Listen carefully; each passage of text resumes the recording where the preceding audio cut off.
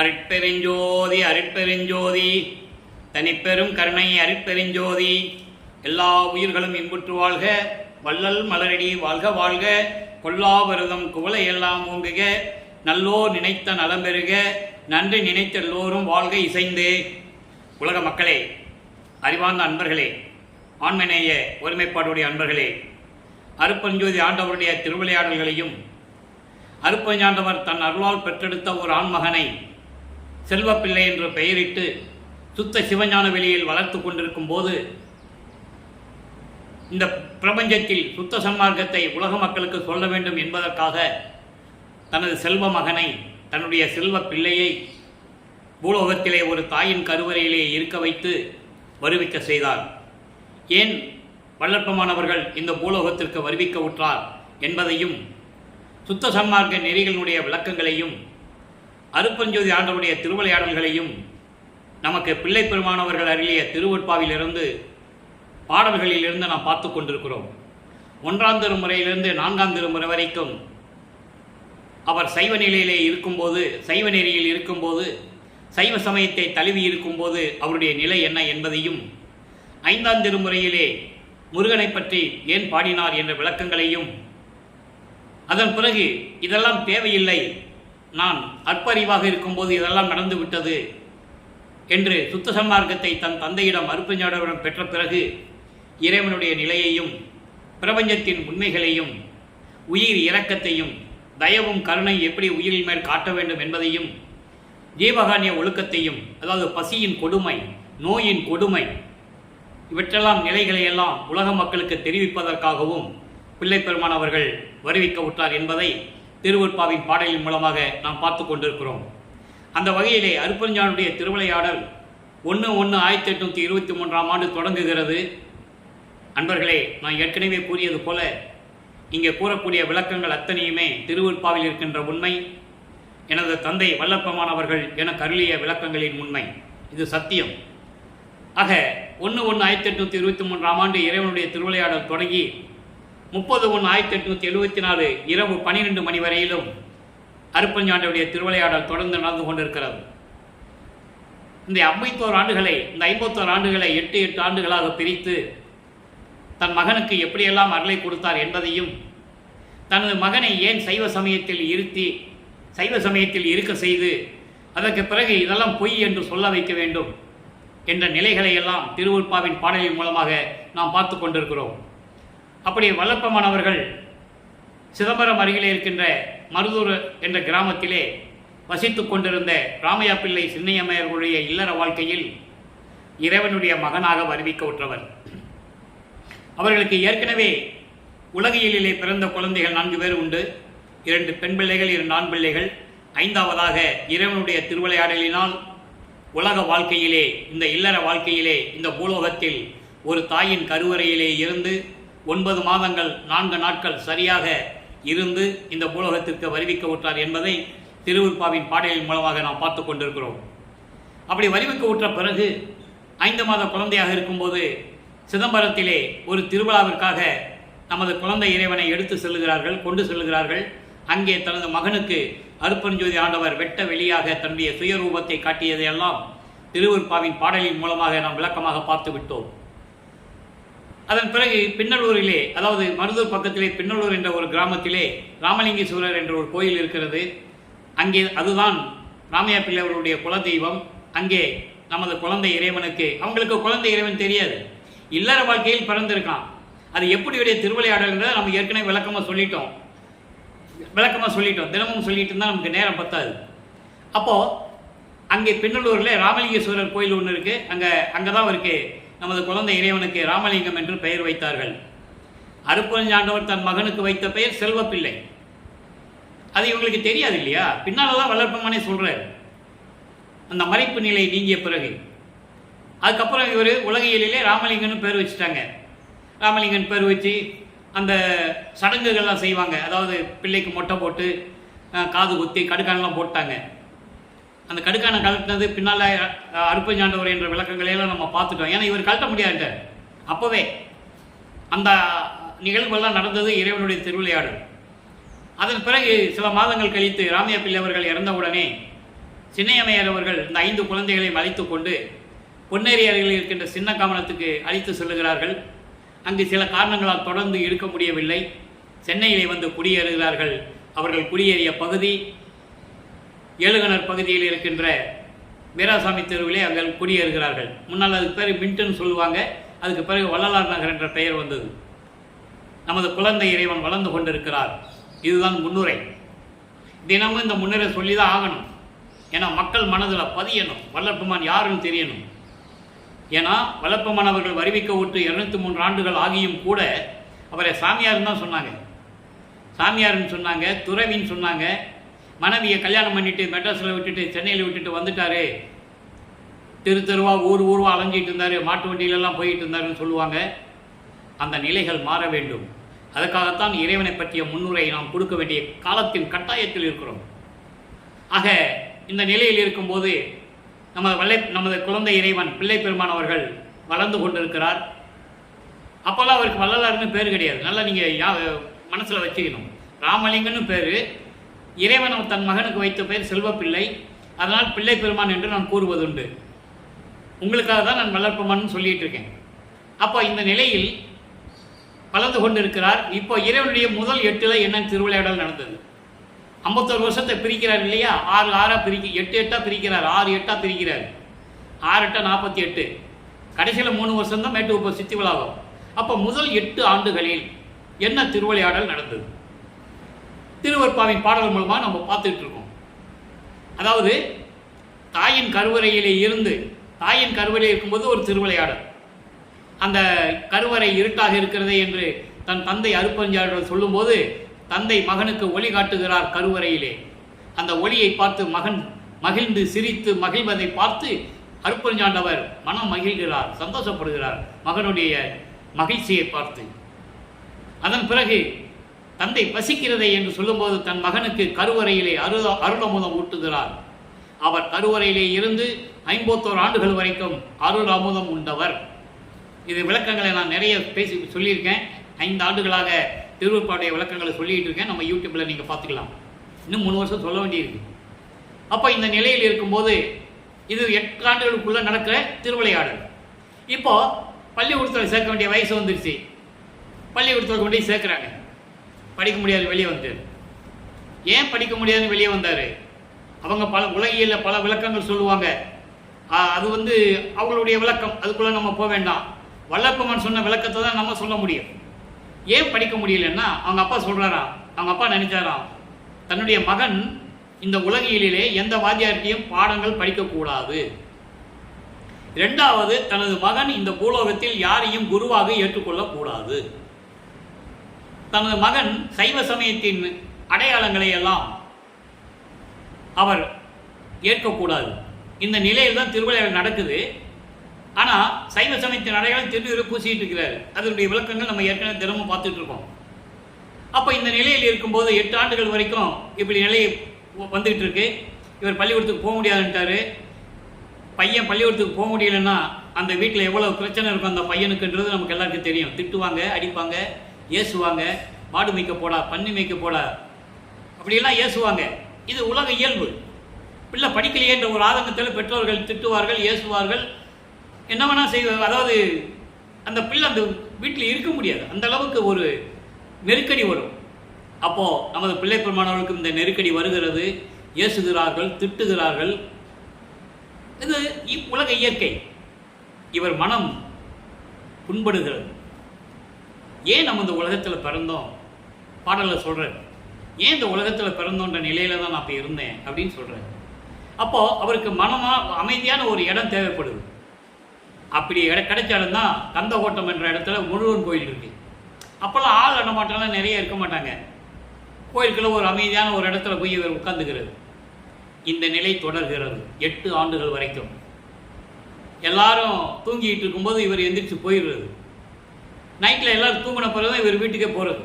இந்த நிலை தான் தொடர்ந்துகிட்டு இருக்கு 8 ஆண்டுகள் வரைக்கும். ஒரு 8 முடிஞ்சிருச்சு. அடுத்து 2வது 8 தொடங்குது. 9வது ஆண்டு தொடக்கத்தில் அருப்பெருஞ்சோதி ஆண்டவர் தன் மகன் முன் எழுந்தருளி, மகனே, நீ என்னால் வருவிக்க உற்றவன் இந்த பூலோகத்திற்கு. சில காரியங்கள் இந்த பூலோகத்தில் உன்னால் நடக்க வேண்டியது இருக்கிறது. அந்த விளக்கங்களை எல்லாம் உனக்கு முன்பருவம் பின்பருவம் காட்டி அருள் செய்வேன் என்று கூறுகிறார். இந்த முன்பருவம் பின்பருவம் என்பது அந்தந்த காலகட்டங்களில் ஒவ்வொரு 8 ஆண்டுகளில். அது இவருக்கு தெரியாது. அவர் பொதுவாக சொல்லிட்டு போயிடுவார், மறைஞ்சிருவார். இறைவன் ஞானத்தை பெற்றுக்கொள் மகனே என்று சொல்லி ஞானத்தை கொடுத்து விட்டு மறைந்து விடுகிறார். அப்போ அவருக்கு ஞானம் மட்டும்தான் கிடைக்கும். நமது பிள்ளை பெருமானவர்களுக்கு விஞ்ஞானம் கிடைக்காது, வெறும் ஞானம் மட்டும்தான் கிடைக்கும். மற்ற நிலைகள் எல்லாம் அவருக்கு மறைப்பு நிலையில் வந்துவிடும். தாயின் கருவறையிலே இருக்கும்போது திருவிளையாடல் நடந்தது, சிதம்பரத்திலே திருவிளையாடல் நடந்தது, இதெல்லாம் இப்போ அவர் மறந்துடுவார்னு சொல்றதை விட இறைவன் அந்த மறைப்பு நிலையை தன் மகனுக்கு கொடுத்து விடுகிறார்.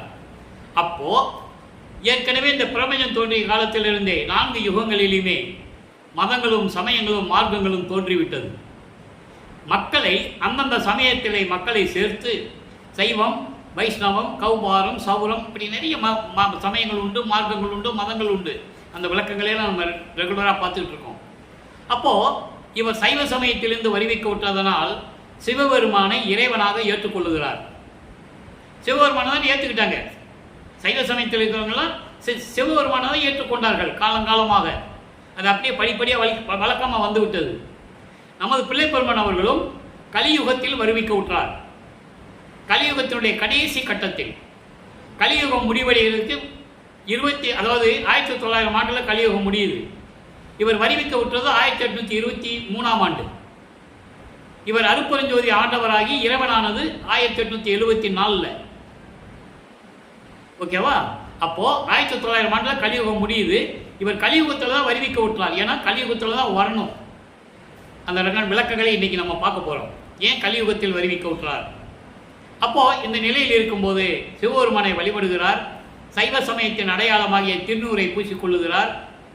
நமச்சிவாயா சிவாய நம மந்திரங்களை சொல்லி சிவபெருமானை வழிபடுகிறார். சரியை கிரியை யோகம் என்ற 12 நிலைகளில் இருந்து கொண்டு சைவ சமயத்தில் இருந்து கொண்டிருக்கிறார். இவரை அறியாமலேயே சரியை கிரியை யோகம் என்ற 12 நிலைகளையும் தனது தந்தை அருப்பெருஞ்சாண்டவர் மகனை கடத்தி கொண்டிருக்கிறார். இப்போ சிவபெருமானை பற்றி பாடுகிறார்.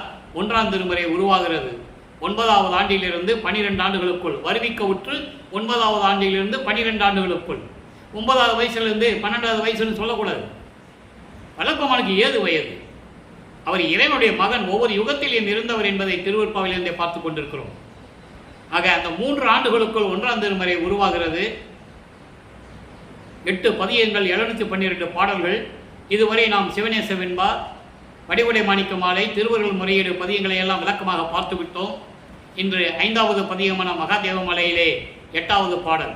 மொத்தம் 100 பாடல்கள். இந்த 100 பாடல்களிலும் சிவபெருமான் எப்படிப்பட்டவர், அவருடைய நிலை என்ன, சிவபெருமானால் இந்த பிரபஞ்சம் எப்படி இயங்கியது என்ற நிலைகளை கூறுவதுதான் மகாதேவ மாலை. ஒவ்வொரு பாடலும் அருமையாக இருக்கும். அதே நிலை அருப்பெருஞ்சோதி ஆண்டவர் தன்னை ஆட்கொண்ட பிறகு, சுத்த சன்மார்க்கத்தை கொடுத்த பிறகு அங்கே சிவபெருமான் வரமாட்டார். அந்த நிலை முடிந்து விட்டது. சைவ சமயத்தினுடைய நிலை, அந்த தலைவனுடைய நிலை முடிந்து விட்டது. அதுக்கு பிறகு அருப்பெருஞ்சாண்டவர் தான் வருவார். அந்த நிலைகளை நம்ம பார்த்துக்கிட்டு இருக்கோம். இப்போ பாருங்கள், மகாதேவ மாலையில் சிவபெருமானை எப்படி சொல்கிறாரு. பாடல்கள் உங்களுக்கு புரிகிறது கொஞ்சம் கஷ்டமாக இருக்கும். இறைவன் எனது தந்தை வல்லப்பெருமானவர்கள் இந்த வள்ளலார் ஊழியனுக்கு கொடுத்த விளக்கம் மிகவும் எளிமையானது. நின்மயமாய் என்மயமாய் ஒன்றும் காட்டா நிராமயமாய் நிறிவிகற்ப நிலையாய் மேலாம் தன்மயமாய் தற்பரமாய் விமலமாகி தடத்தமாய் சொரூபமாய் சகசமாகி சின்மயமாய் சிற்பரமாய் அசலமாகி சிற்சொலிதமாய் அகண்ட சிவமாய் எங்கும் மண்மயமாய் வாசகாகீதமாகி மனாகீதமாய் அமர்ந்த மௌன தேவே. இது பாடல். இந்த பாடலுடைய விளக்கம் பாருங்க.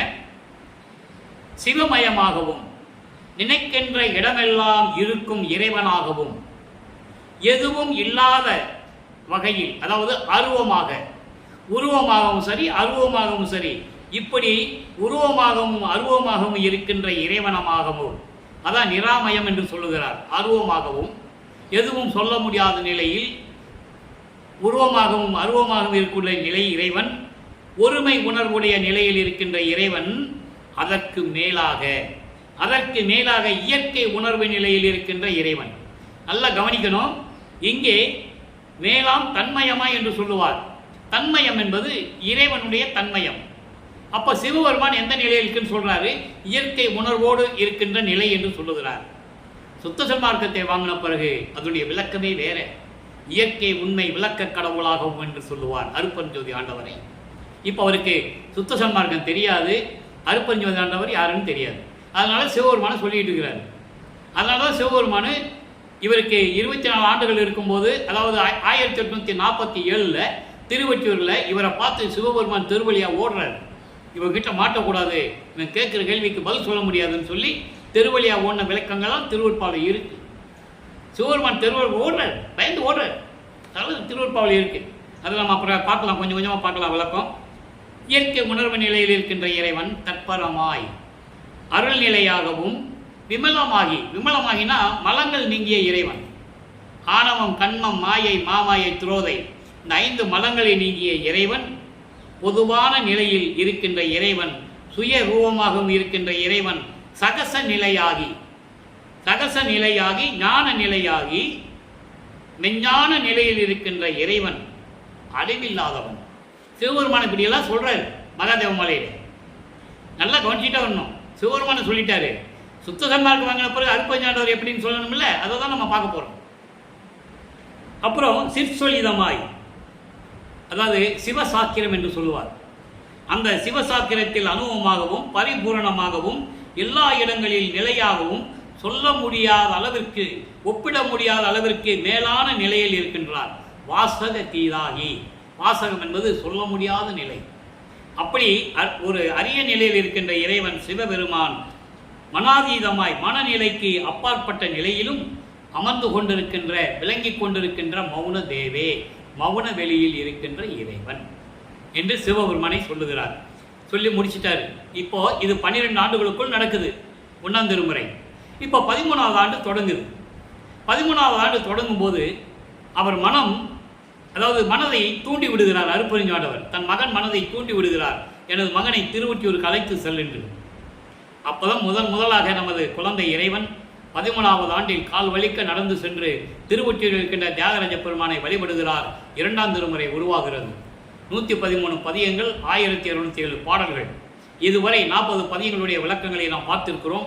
இன்று 41வது பதிகத்தில் இருக்கின்ற 9வது பாடல் அவல தொழிலுக்கு அலசல் என்ற ஒரு பதிகம். அலசல்னா அவல தொழிலுக்கு, அதாவது தன்னுடைய நிலையை சொல்லுகிறார் சிவபெருமானிடம், தியாகராஜ பெருமான்கிட்ட.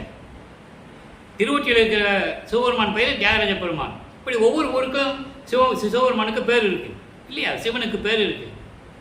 அப்போ அங்க என்ன சொல்றாருன்னா, நான் இந்த பூலோகத்துக்கு வருவிக்க விட்டு இவ்வளவு துன்பங்களையும் துயரங்களையும் அனுபவித்துக் கொண்டிருக்கிறேன் என்று சிவபெருமானிடம், தியாகராஜ பெருமானிடம் கூறுவது. நல்லா கவனிக்கணும். இது பதிகம் 49 என்ன சொல்றாரு சிவபெருமானுகிட்ட. சுத்த சன்மார்க்கத்தை பெற்ற பிறகு 6ஆம் திருமுறையில பதிகம் 41 9வது பாடல என்ன சொல்றாரு. அப்படி சொன்னால் மக்களுக்கு புரியும், இவர் ஏன் சிவநிலையில் இருக்கும்போது இருந்தார், இந்த மாதிரி இருந்தார். அதை உலக மக்களுக்கு விளக்கி சொல்லணும். ஏன்னா இன்னைக்கு வரைக்கும் அவரை பற்றி பேசுகிறவங்களாலும் சரி, யார் இருந்தாலும் சரி, அவர் அப்படிதான் போய் இருந்தார். திருவொற்றியூரில் பாடிக்கிட்டு இருந்தார், சிவபெருமான்கிட்ட இருந்தார், பாடிக்கிட்டு இருந்தார், திண்ணூர் பூசிக்கிட்டு இருந்தார், எல்லாம் பண்ணிக்கிட்டு இருந்தார். சுத்த சன்மார்க்கத்தை வந்த பிறகு அது தேவையில்லைன்னு சொன்னார்கள, அதை சொல்லணும். அது யாரும் சொல்கிறது இல்லை. காரணம், அவங்க சமயங்களிலும் மதங்களிலும் மார்களிலும் ஜாதுகளிலும் பற்று கொண்டு அதுலேருந்து வெளியே வர முடியல அவங்களால. அதான் விஷயம். இப்போ பாருங்க, சிவபெருமான்கிட்ட என்ன சொல்றார். ஐயனே மாலு மையனும் நின்று அறியா அப்பனே. இப்போ 16 ஆண்டுகளுக்குள்ள இருக்கும்போது, இப்போ அங்கே திருவொற்றியூரில் இருக்கும்போது பாடுறாரு, திருமலை வயலுக்கு போறாரு, திருவள்ளி தாயத்துக்கு போறாரு, ஆண்டுகள் உருண்டோடுகிறது. இப்போ வளர்ப்பு மாணவர்களுக்கு 16 ஆண்டுகள் ஆகுறது. 1824ஆம் ஆண்டிலிருந்து 1840 ஆண்டு வரைக்கும் என்ன நடக்குதுன்னு தான் நம்ம பார்த்துட்டு இருக்கோம். திருவொற்றியூருக்கு போய் அதாவது திருமலை வயலுக்கு போய் எந்த பிரயோஜனம் இல்லை, திருவள்ளி தாயத்துக்கு போய் எந்த பிரயோஜனம் இல்லை. இப்போ நிரந்தரமாக திருவொற்றியூரில் இருந்துட்டு சிவபெருமானை வழிபட்டு இருக்கார். ஐயனே, கடவுளே, மாலு மையனும் நின்று அறியா அப்பனே, ஒற்றியூர் அரசே, மெய்யனே, நினது திருவருள் விளைந்தேன், விளைவினை முடிப்பாயோ அன்றி பொய்யனேன் தன்னைக்கு அடாதது கருதி பொன் அருள் செய்யாது இருப்பாயோ. கையனேன் ஒன்றும் அறிந்திலேன், என்னை காத்து அருள் செய்வது உன் கடனே என்று கூறுகிறார். அதாவது அவர் என்ன சொல்றாருன்னா, சிவபெருமானே, பிரம்மனும் திருமாலும் பார்க்க முடியாத இறைவனே, இல்லை அவங்களாலேயும் அடிய முடியும் பார்க்க முடியல, அவங்களாலையும் அடிய முடிய பார்க்க முடியல, இந்த நிலையில் இருக்கிறாங்க. அப்ப இந்த நிலையில் இருக்கும்போது இப்படிப்பட்ட இறைவனே என்று கூறுகிறார். அந்த நிலையில் இருந்து பிரம்மனும் திருமாலும் பார்க்க முடியாத இறைவனே, திருவொற்றியூரில் இருக்கின்ற இறைவனே, மெய்யனே, உண்மையான கடவுளே, எனது திருவருள் விளைந்தேன். அதாவது உனது அருளை நான் வேண்டினேன், உனது அருளை நான் வேண்டினேன், நீ கொடுப்பாயா? நான் வேண்டியதெல்லாம் நீ கொடுப்பாயா? இல்லை, இவன் பொய்யானவன், இவன் தகுதி இல்லாதவன் என்று சொல்லி உனது அருளை நீ கொடுக்காமல் இருப்பாயா? எனக்கு ஒன்றுமே புரியல. நான் எடுப்பார் கைப்பிள்ளை மாதிரி இருந்து கொண்டிருக்கிறேன். என்ன சொல்றாரு? எடுப்பார் கைப்பிள்ளை போல் நான் இருந்து கொண்டிருக்கிறேன், எனக்கு ஒன்றுமே தெரியல. இதெல்லாம் என்னை காத்து அருள வேண்டியது உனது கடமை அல்லவா? என்னை காத்து அருள வேண்டியது உனது கடமை அல்லவா? ஏன் இந்த நிலை எனக்கு உருவாயிற்று என்ற நிலை எனக்கு தெரியவில்லை. திருமாலும் பிரம்மனும் பார்க்க முடியாத இறைவனே, நீ விரைவில் வந்து எனக்கு அருள வேண்டும். நீ அருள கொடுப்பாயா கொடுக்க மாட்டாயா எனக்கு தெரியல. 16 ஆண்டுகள் ஆகிவிட்டது. உன்னை நம்பி நான் வந்து கொண்டிருக்கிறேன். திருமுல்லைவாயில், திருவல்லித்தாயம், திருவொற்றியூர் என்று அலைந்து கொண்டிருக்கிறேன். இது தகுமா உனக்கு? உன் அருளுக்கு அழகா இது? விரைவில் வந்து எனக்கு அருள வேண்டும் என்று சொல்லி சிவபெருமானிடம் முறையீடு செய்கிறார். ஆக பிள்ளைப்பெருமான் அவர்கள் 16 ஆண்டுகள் சென்னையில் இருந்த வரைக்கும் அவருடைய நிலை என்ன என்பதை இப்போ நம்ம பார்த்துக்கிட்டு இருக்கோம். இப்போ சுத்த சன்மார்க்கத்தை வாங்கின பிறகு 6ஆம் திருமுறையிலே பதிகம் 41 காட்சி கழிப்பு, காட்சி கழிப்பு என்ற பதிகத்திலே 9வது பாடல். அங்கே சிவபெருமான்கிட்ட என்ன சொன்னார்? இப்போ அருட்பெருஞ்சாண்டவர் யார்? உண்மையான இறைவன் யார்? அவன் சைவ சமயத்தின் தலைவன். எல்லாம் கர்ம சித்தி யோக சித்தியோடு இருந்து கொண்டிருக்கிறவர்கள், தத்துவத்தின் அடிப்படையில் உருவானவர்கள். சிவபெருமான் நெற்றிக்கண்ணிலிருந்து உருவான முருகன் கூட சுப்பிரமணியம் என்ற தத்துவத்தில் பிறந்தவன். விநாயகன் கூட கணபதி என்ற தத்துவத்தில் உருவானவன். அந்த கரணங்களுக்கு சொந்தமானவன். மனம், சித்தம், புத்தி, அகங்காரம் என்ற தத்துவங்களின் அடிப்படையில் வந்தவன். அதனால தான் சொல்லுவாங்க, விநாயகனுக்கு 2 மனைவி, சித்தி புத்தின்னு 2 மனைவி இருக்கிறாங்கன்னு சொல்லுவாங்க. சித்தி விநாயகர், முத்தி விநாயகர்னு சொல்லுவாங்க. இதன் தத்துவங்களின் அடிப்படையில் உருவானவர்கள் என்பதை திருவொற்பாவிலே தெளிவாக நமக்கு அருளி இருக்கிறார்கள் நமது பிள்ளைப்பெருமானவர்கள். இதை ஏன் சொல்லுகிறோம் என்றால், காலங்காலமாக அந்த பற்றுகளை வைத்துக்கொண்டு அதிலிருந்து வெளியே வராமல் இருந்து கொண்டிருக்கிறார்கள். அந்த நிலைக்காக தான் வல்லப்பமானவர்கள் திருவொற்பாவில் அருளி இருக்கிறார்கள். இப்போ அருட்பெருஞ்சாண்டவர் யார்? எப்படி அருட்பெருஞ்சாண்டவர் மகனுக்கு அருளை கொடுக்கிறார்? இது எப்போ நடக்குது? 5வது எட்டில் நடக்குது. 5 8 40, 32 ஆண்டுகள் வரைக்கும், 4 8 32 32 ஆண்டுகள் வரைக்கும் சென்னையிலே சிவபெருமானை வழிபடும் போது அவருக்கு எந்த விதமான அருளும் கிடைக்கவில்லை. அதான் நல்லா கவனிக்கணும். ஏன்னா அதில் இருந்து எனக்கு எந்த பயனும் இல்லை. நான் அறிவில்லாமல் அற்ப அறிவாக இருக்கும்போது நான் இதெல்லாம் செய்து விட்டேன், எனக்கு தெரியாது என்று சொல்லுவார். அது ஏன் சொல்லுகிறார் என்றால், இறைவனுடைய திருவிளையாடல் அந்த மாதிரி நடந்ததுன்றதுக்காக அது சொல்லுவார். இப்போ பாருங்க, அருட்பெருஞ்சாண்டவர் யார்? தோய்ந்தானை பாடல் அற்புதமாக இருக்கும். இந்த விளக்கங்கள்லாம் இறைவனுடைய தயவும் கருணை இல்லைன்னா யாராலையும் சொல்ல முடியாது. நூல் விளக்கம் கூட சொல்ல முடியாது. தோய்ந்தானை, தோய்ந்தானை என் உள்ளத்தே என்பால் அன்பால் சூழ்ந்தானை, நான் கொடுத்த சொற்பு மாலை வேய்ந்தானை, என்னுடைய வினை தீர்த்தானை. இந்த வரி அண்டர்லைன்.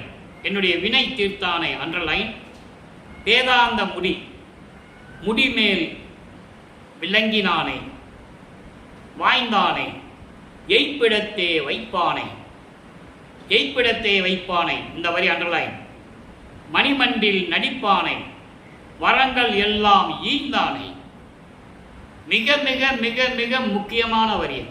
மிக மிக very very very very very very important. வி வி வி வி வி வி இம்பார்ட்டன்ட். வரங்கள் எல்லாம் ஈந்தானை, ஆய்ந்தவர்தம் இதயத்தானை, ஆய்ந்தவர்தம் இதயத்தானை, எம்மானை கண்டு கழித்திருக்கின்றேனே. பாடம். பாடலுடைய விளக்கம் பாருங்க. தோய்ந்தானை, தோய்ந்தானை என்பது இந்த பூலோகத்தில் என்னை ஒரு தாயின் வழியாக வருவிக்க உற்று சைவ நிலைகளிலே என்னை 32 ஆண்டுகள் இருக்க வைத்து அதன் பிறகு சுத்த சன்மார்க்கத்தை கொடுத்து என் உள்ளத்தில் கலந்து கொண்டவனை, தோய்ந்தானைக்கு இவ்வளவு விளக்கம் இருக்கு. என் உள்ளத்தில் கலந்து கொண்டவனை, என்னிடம் அன்போடு சேர்ந்து கொண்டவனை, என்னை அன்பால் அணைத்து கொண்டவனை, எடுத்தான், தூக்கி எடுத்தான், அணைத்தான், சிற்றம்பலத்து என்கொண்டு ஒரு பாடலில் சொல்லுவார். அப்படிப்பட்ட இறைவன் என்னை தூக்கி எடுத்து சேர்த்து கொண்டவனை, நான் பாடிய பாடல்களை எல்லாம் ஏற்றுக்கொண்டவனை, நான் பாடிய பாடல்களில் ஏதாவது பிழை இருக்கிறதா என் தந்தையை என்று ஒரு பாடலிலே கேட்பார். அதற்கு அவர் தந்தை மகனிடம் சொல்லுவார், நண்பர்களே, ஏற்கனவே நான் சொன்னது போல இங்கே கூறக்கூடிய கருத்துக்கள் அத்தனையுமே திருவருட்பாவில் இருக்கின்ற உண்மைகள் என்பதை மீண்டும் மீண்டும் மீண்டும் மீண்டும் நான் சத்தியம் செய்து சொல்லுகிறேன். ஆக நான் கொடுத்த பாடிய பாடல்களை எல்லாம் ஏற்றுக்கொண்டவனை, என்னுடைய வினை தீர்த்தாவனை, அதாவது அப்போ அந்த பாட்டில் கேட்பார், அந்த பாடலில் நான் பாட்டில் ஏதாவது பிழை இருக்கிறதா என்று கேட்பார். தந்தை கூறுவார், மகனே, நீ என் மகன் அல்லவா, நீ பாடிய பாட்டில் பிழையா? யார் சொன்னது? பிழையே கிடையாது என்று தந்தை மகனிடம் சொல்லுவார். அதான் சொல்றாரு, யான் தொடுத்த சொற்பு மாலை வேந்தானை, நான் பாடிய பாடல்களை ஏற்றுக்கொண்டவனை, என்னுடைய வினை தீர்த்தானை. வினை என்பது சமயங்களிலும் மதங்களிலும் மார்க்கங்களில் நான் இருந்தபோது என்னுடைய துன்பங்களையும் துயரங்களையும் ஊழ்வினைகளையெல்லாம் என்னை சூழ்ந்து கொண்டிருந்த போது சுத்த சன்மார்க்கத்தை கொடுத்து அவற்றையெல்லாம் நீக்கிய இறைவனை, அப்படிப்பட்ட இறைவனை வேதாந்த முடி. வேதாந்த முடி என்பது மனம் எல்லைக்கு அப்பாற்பட்டு இருக்கின்ற ஒரு நிலை, அதான் வேதாந்தம். சித்தாந்தம் என்பது மன எல்லைகளை கடந்து கிடைத்த அனுபவ நிலை. வேதாந்த நிலை என்பது முத்தி நிலை, அதற்கு மேல் இருக்கின்ற சித்தாந்த நிலை என்பது இறைவனோடு சேர்ந்த அனுபவ நிலை. அது அகவலிலே கூறுவார், அந்த பாட்டில் சொல்லுவார். அதை தான் இங்கே சொல்றாரு. அப்படிப்பட்ட நிலைக்கு மேல் இருக்கின்ற இறைவனை வாய்ந்தானை. வாய்ந்தானை என்பது எனக்கு தந்தையானவனை, தாயுமானவனை, எனக்கு தந்தையும் தாயுமாக இருந்த இறைவன். என்னை பெற்றெடுத்ததனால், தன் அருளினால் என்னை ஒரு ஆண்மாக பெற்றெடுத்ததனால் அவன் தாய். என்னை பாதுகாத்து வளர்த்து எனக்கு இவ்வளவு அருளையும் கொடுத்ததனால் எனக்கு தந்தை. நீயே என் தந்தை அருளுடையாய், என்னை நேர்ந்து பெற்ற தாயை என்று கூறுவார். அப்படி எனக்கு கிடைத்த தாயும் தந்தையுமாக எனக்கு கிடைத்த இறைவனை எய்ப்பிடத்தே வைப்பானை. எய்ப்பிடம் என்பது என்ன? மூப்பில்லாத இடம். மூப்பில்லாத இடம் என்பது மரணமில்லாத இடம். அப்படி மரணமில்லா பெருவாழ்வில் என்னை வைத்து கடவுள் நிலையில் வைத்துக் கொண்டிருக்கின்ற இறைவனை, மணிமண்டில் நடிப்பானை, திருச்சிற்றம்பலத்திலே சுத்த சிவஞான வெளியிலே இருக்கின்ற சத்தியஞான சபையிலே திருவிளையாடல்கள் செய்து கொண்டு அருள்நடனம் செய்து கொண்டிருக்கின்ற இறைவனை, அப்படிப்பட்ட இறைவனை வரங்கள் எல்லாம் ஈந்தானே. என்ன அழகா சொல்றார் பாருங்க. இதை விட என்னங்க வேணும்? வரங்கள் எல்லாம் ஈந்தானே. என்ன வரங்கள் பெற்றார்? அங்கே சைவ சமயத்தில் சிவபெருமானை வழிபட்டுக் கொண்டிருக்கும் போது தெரியாமல், சுத்த சன்மார்க்கம் தெரியாமல், தன் தந்தை அருட்பெருஞான ஆண்டவர் தான் என்று தெரியாமல் இருந்த போது எந்த அருளும் கிடைக்கவில்லை, எதுவுமே இல்லை. அப்போ சுத்த சன்மார்க்கத்தை பெற்ற பிறகு அருள் கிடைத்தது. அதனால தான் சொல்றாரு, நீங்க எல்லாம் சுத்த சன்மார்க்கத்தை வாங்கன்னு சொல்றாரு. எனக்கு அப்படி இருந்ததுனால எனக்கு கிடைத்ததுன்னு சொல்றாரு. ஆக வரங்கள் எல்லாம் ஈந்தானே. என்னென்ன வரம்? ஏமசக்தி, சாகா கல்வி, தத்துவங்களை நிகரம் செய்தல், கடவுள் நிலை அறிந்த அம்மையமாதல், இதெல்லாம் கிடைத்தது எப்படி? இதெல்லாம் கொடுத்த இறைவனை அடுத்து சொல்றார் பாருங்க. ஆய்ந்தவர்தம் இதயத்தானை. ஆய்ந்தவர்தம் இதயத்தானை என்பது இவன்தான் உண்மையான கடவுள்.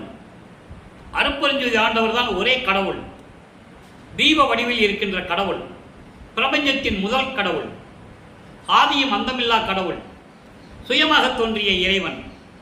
இப்படியெல்லாம் இறைவனை மனதில் நினைத்து சுத்த சன்மார்க்க நெறியில் இருந்து கொண்டு இறைவனை வணங்கிக் கொண்டிருக்கின்றவருடைய உள்ளத்தில் இருக்கின்ற இறைவன். அதான் தெளிவாக சொல்றாரு, கொலையும் புலையும் தள்ளாரை தழுவானை. சுத்த சன்மார்க்க நெறி உயிர்களை கொள்வது, மாமிசம் சாப்பிடுவது இவங்களுடைய இதயத்தில் இருக்க மாட்டான். கொல்லாமை விரதம் தன்னை கொண்டார் தம்மை கல்லானை.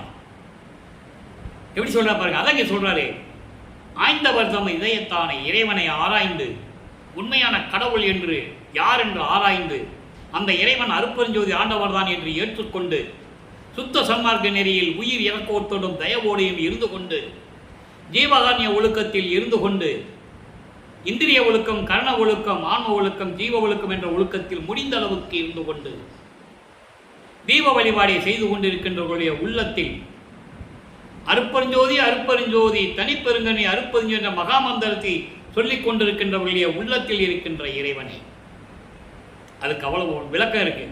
ஆய்ந்தவர் தம் இதயத்தானே, அப்படிப்பட்ட இறைவனை எம்மானை கண்டு கழித்திருக்கின்றேனே, அப்படிப்பட்ட இறைவன் எனது தந்தையை அருப்பெருஞ்சோதி ஆண்டவரை கண்டு கழித்திருக்கின்றேன் என்று சொல்லுகிறார். ஆக அன்பர்களே, வல்லப்பெருமான் அவர்கள் ஒவ்வொரு 8 ஆண்டுகளிலும் அவருடைய நிலை என்ன, இறைவனுடைய திருவிளையாடல் எப்படியெல்லாம் நடந்தது, இதெல்லாம் சொல்லணும். சொன்னாதானே அவர் யாருன்னு மக்களுக்கு தெரியும். யாரும் சொல்லலையே, பொதுப்படையாக பேசினார்கள், அவ்வளவுதான். அவர் இறைவனுடைய மகன் என்று யாரும் சொல்லவில்லை.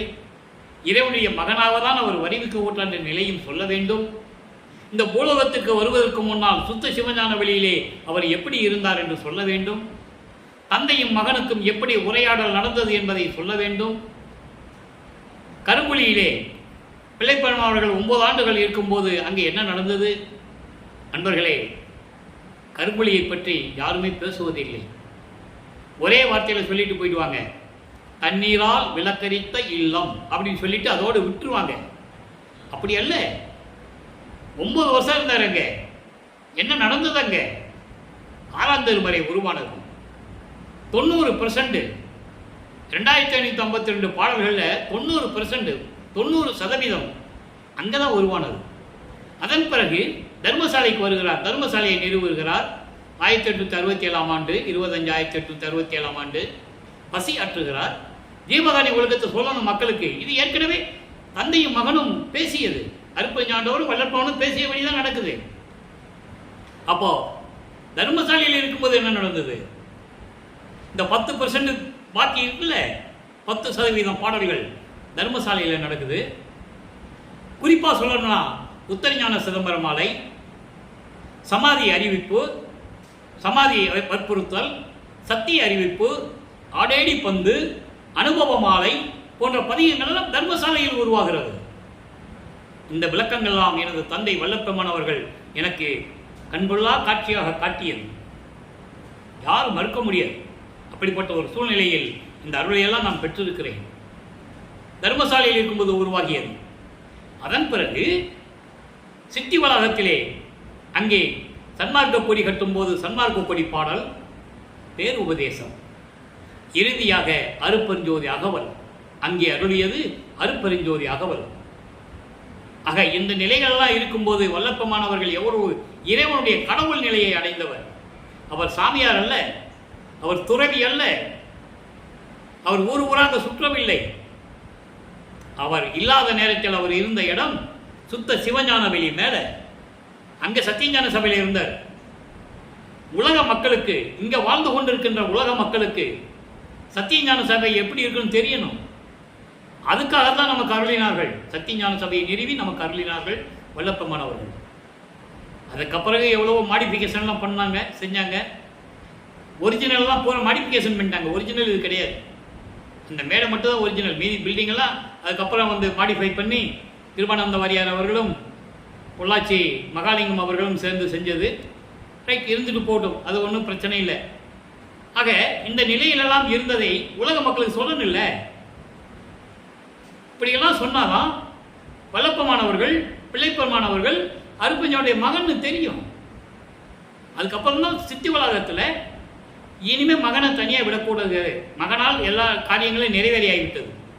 சுத்த சன்மார்க்கத்தை உலக மக்களுக்கு சொல்லியாச்சு, சுத்த சன்மார்க்க நெறிகளை உலக மக்களுக்கு சொல்லியாச்சு, மகாமந்திரத்தை சொல்லியாச்சு, சுத்த சன்மார்க்க குறியை ஏற்றியாச்சு, பேருபதேசம் பண்ணியாச்சு. மகனுடைய கடமைகள்லாம் முடிஞ்சிருச்சு. அப்போ தான் பிரிந்த சக்தியோடு தன்னுடைய உடல் தன்னுடைய சக்தியை ஒரு கூறாக, ஒரு பகுதியாகத்தான் மகனாக உருவாக்கி பூலோகத்தில் 51 வருஷம் உலாவ விட்டார் மக்களோடு மக்களாக. எல்லா வேலைகள் முடிந்த பிறகு மீண்டும் தன் சக்தியோடு தன் மகனோடு இணைந்து கொள்ள வேண்டும். அப்பதான் இறைவன் ஒருவன் சொல்ல முடியும். சமயங்களிலும் மதங்களிலும் மார்க்கங்களில் சொல்லப்பட்டதெல்லாம் ஏகப்பட்ட தெய்வங்கள் பேரை சொல்லுவாங்க, கடவுள்கள் சொல்லுவாங்க, சிவபெருமானை சொல்லுவாங்க, சிவபெருமானால் உருவாக்கப்பட்ட முருகனையும் கடவுள் சொல்லிடுவாங்க. அப்படி எப்படி எல்லாம் ஒரே கடவுள் சொல்ல முடியும்? சமயங்களிலும் மதங்களிலும் மார்க்கங்களில் சொல்ல முடியாது, சுத்த சமாஜத்திலும் சொல்ல முடியும். அப்ப அந்த நிலையை உருவாக்கணும். அதனால் தான் அருட்பெருஞ்சோதி ஆண்டவர் தான் பிரிந்த சக்தியோடு 56 ஆண்டுகள் உலாவிய உலகத்தில் உலாவிய தன் மகனோடு மீண்டும் இணைந்து கொண்டு இறைவனாகிறார்கள், அருட்பெருஞ்சோதி ஆண்டவராகிறார்கள். உலகியல்ல சொன்னது போல கதவை சாத்திட்டு மறைஞ்சு போயிட்டாரு, ஓடி போயிட்டாரு, எங்கேயோ போயிட்டாரு, எதுக்கோ போயிட்டாரு, அதெல்லாம் தேவையில்லை. இறைவனாகி கொண்டார்கள். இறைவன் கண்ணுக்கு தெரிய மாட்டான், அவ்வளவுதான். ஆனால் அருவமாக உருவமாக இருப்பார். யார் யாருக்கு எந்த ரூபத்தில் வந்து உதவி செய்யணுமோ அப்போ அந்தந்த ரூபத்தில் அவர் வருவார். இது சத்தியம். அதனால தான் மேட்டுக்குப்பத்தில் சொன்னாரு, தாய் தந்தை உங்கள் உறவினர்கள் ஆப்தர்களால் செய்யப்பட்ட உதவி எவ்வளவோ, நீங்க மேட்டுக்குப்பம் வந்த அந்த உதவியை விட கோடான கோடி பங்கு கிடைக்கும்னு சொன்னாரு. எதுக்கு சொன்னாரு? மக்கள் தெரிந்து கொள்ள வேண்டும், மக்கள் இன்புற்று வாழ வேண்டும், செல்வங்களை பெற்றுக்கொண்டு மனதளவில் அவங்க இன்பமாக வாழ வேண்டும் என்பதற்காக தானே கூறினார். எனவே அன்பர்களே, இதை மட்டுமா சொன்னாரு? எத்தனை வரம் பெற்றாருன்னு சொல்லி அகவல்ல சொல்லியிருக்காரு. அதனால்தான் அகவலை மட்டும் தனியாக கொடுத்தாரு மக்களுக்கு. ஏன்னா 6 திருமுறையும் மக்களால் படிக்க முடியாது. உலகில் அவங்க வேலை பார்த்துக்கிட்டு இருப்பாங்க, வேலைக்கு போகணும், குடும்பத்தை பார்க்கணும், பிள்ளைகளை வளர்க்கணும், பிள்ளைகளுக்கு தேவையானது செய்யணும். அவங்கெல்லாம் உட்கார்ந்து 6 திருமுறையை படிக்க முடியாது. அதனால தான் 1596 வரிகளை கொடுத்தார். நல்லா புரிஞ்சுக்கணும் நீங்க. அதில் சொல்லுவார் என்னென்ன வர வாங்கினேன்னு. அவங்க அப்பா சொல்றாரு, மகன் கிட்ட கேட்குறாரு. மகன் சொல்றாரு அப்பங்கிட்ட, நீ எனக்கு தெரியாம வேற யாருக்காவது எனக்கு கொடுத்த மாதிரி கொடுத்துருக்கியா அப்படின்னு கேட்குறாரு. நோவாத நோன்பு, நோவாத நோன்பு என்னை போல் நோற்றவரும், எஞ்ஞான்றும் சாகாவரம் என்னை போல் சார்ந்தவரும், தேவா நின் பேரர்களை என்னை போல் பெற்றவரும், எவ்வுலகில் யார் உலர் சற்ற அறைன்னு கேட்பார். நீங்க சொல்லிடுறியா, நீ திருவிளையாடல் பண்ணியிருப்ப, எனக்கு தெரியாம யாருக்காவது கொடுத்துருக்கியா சொல்லிடு அப்படின்லாம் சொல்லுவார், கேட்பாரு. அதுக்கு அப்பா சொல்றாரு மகன்கிட்ட, சாவா நிலை இது தந்தனம் உனக்கே ஆவாயனார் புரிஞ்சோது. அப்படி இல்லை மகனே, நீ என் மகன் அல்லவா, என் மூத்த மகன் அல்லவா, என் குலத்தின் மூத்த மகன் அல்லவா, நீ எனக்கு ஒரே மகன் அல்லவா, என் செல்வ பிள்ளை அல்லவா, நீ உன்னை தவிர உனக்கு வேற யாருக்கும் நான் கொடுக்கவில்லை. சாவா நிலை இது தந்தனம் உனக்கே, உனக்கு மட்டும் தான் கொடுத்துருக்கேன். ஆவாயனார் புரிஞ்சோது. எவ்வளவு அற்புதமான நிலைகள் திருவருட்பாவில் இருக்கு. அதோடு மட்டுமா, சாமார் அனைத்தும் தவிர்த்து இங்கு எனக்கே ஆமார் அருளியார் புரிஞ்சோதி. அதங்க சொன்னார் இந்த பாடல்ல. அதாவது கடைகள் என்னுடைய வினை தீர்த்தன்னு சொன்னார்ல, அதுக்கு விளக்கம் பார்த்தோம்ல, அதை இங்க அகவல்ல சொல்றாரு மக்களுக்கு. ஒரு 2 வரியில சொல்றாரு. சாமார் அனைத்தும் தவிர்த்து, அங்க வினை தீர்த்துன்னு சொல்லுவாரு, இங்க சாமார் அனைத்தும் தீர்த்து. சாமார் என்பது துன்பங்களையும் துயரங்களையும் தரக்கூடிய, வேறுபாடுகளோடைய விளங்கி கொண்டிருக்கின்ற இந்த சமயங்களும் மதங்களும் மார்க்கங்களுடைய நெறிகளை எல்லாம் நீக்கி தவிர்த்து இங்கு பூலோகத்தில் எனக்கே, எனக்கு மட்டும், அவர் உனக்கேன்னு சொல்லுவாரு, இவர் எனக்கேன்னு சொல்லுவார். எனக்கு மட்டும் ஆமார் அருளி அருட்பெருஞ்சோதி, எனக்கு மட்டும் மரணமில்லா பெருவாழ்வை கொடுத்த இறைவன் அருட்பெருஞ்சோதி. இன்னொரு பாடல சொல்லுவார் பாருங்க, நீடுக நீயே, மகனம் வாழ்த்துறாரு, நீடுக நீயே, நீர் உலக அனைத்தும் நின்று ஆடுக என்ற என் அருட்பெருஞ்சோதி. எவ்வளவு புரியும் இந்த வரியை. போதும், திருவருட்பா படிக்க வேண்டிய அவசியம் இல்லை. எல்லா விளக்கம் இந்த வரியிலே இருக்கு. நீடுக மகனே, நீ நீடூழி வாழ்க, நீயே இந்த உலகங்கள் அனைத்தையும் அண்டங்கள் அனைத்தையும் நீயே இயற்றுக. இயற்றுக என்பது நீயே அரசாட்சி செய்க. திருவருள் செங்கோலாட்சி அழித்து விட்டேன் உனக்கு, திருவருள் செங்கோலாட்சி செலுத்த வேண்டும், நீ பிரபஞ்சத்தை இயக்கு நீ என்ற என் அருட்பெருஞ்சோதி, என் தந்தை அருட்பெருஞ்சோதி என்று கூறுகிறார். அப்ப வல்லப்பெருமான் யாரு? துறவியா, சாமியாரா? எப்படி இதை சொல்லுவது, எப்படி சொல்லுகிறார்கள் என்பதை நீங்கள் புரிந்து கொள்ள வேண்டும். திட்டமிட்டே வள்ளலாரை சாமியாராக்கினார்கள், துறவியாக்கினார்கள். அவர் இறைவனுடைய மகன் என்பதை நான் பதிவு செய்ய கடமைப்பட்டிருக்கிறேன். காரணம், அந்த உணர்வு, அந்த உறுதி எனது தந்தை வல்லப்பமான் அவர்கள் எனக்கு அளித்திருந்ததனால் அதை என்னால் கூற முடியும். அப்படிப்பட்ட இறைவன் நமது வல்லப்பமான் அவர்கள் அருட்பெருஞ்சோதி ஆண்டவரானார்கள். இறைவனுடைய மகன் அவர். எனவே அன்பர்களே, அப்படிப்பட்ட ஒரு சன்மார்க்கத்தில், சுத்த சன்மார்க்கம் இறைவன் அருளியது, மற்றதெல்லாம் மனிதர்களால் உருவாக்கப்பட்டது என்பதை நீங்கள் புரிந்து கொள்ள வேண்டும். எனவே சுத்த சன்மார்க்கத்தில் இணைந்து அருட்பெருஞ்சோதி தனிப்பெருங்கனை அருட்பெருஞ்சோதி மகாமந்திரத்தை சொல்லி இறைவனுடைய செல்வங்களையும் பொருள்களையும் எல்லாம் நீங்கள் பெற்று நீடூழி வாழ வேண்டும், மரணமில்லா பெருவாழ்வில் வாழ வேண்டும் என்று தயவோடையும் கருணையோடையும் எனது தந்தை வல்லப்பெருமான் அருளிய அருளினாலும் இந்த வள்ளலார் ஒளியை உங்கள் வணங்கி வாழ்த்தி, தலைவணங்கி வாழ்த்தி விடைபெறுகிறேன். நன்றி, வணக்கம். அருட்பெருஞ்சோதி தனிப்பெருங்கருணை அருட்பெருஞ்சோதி.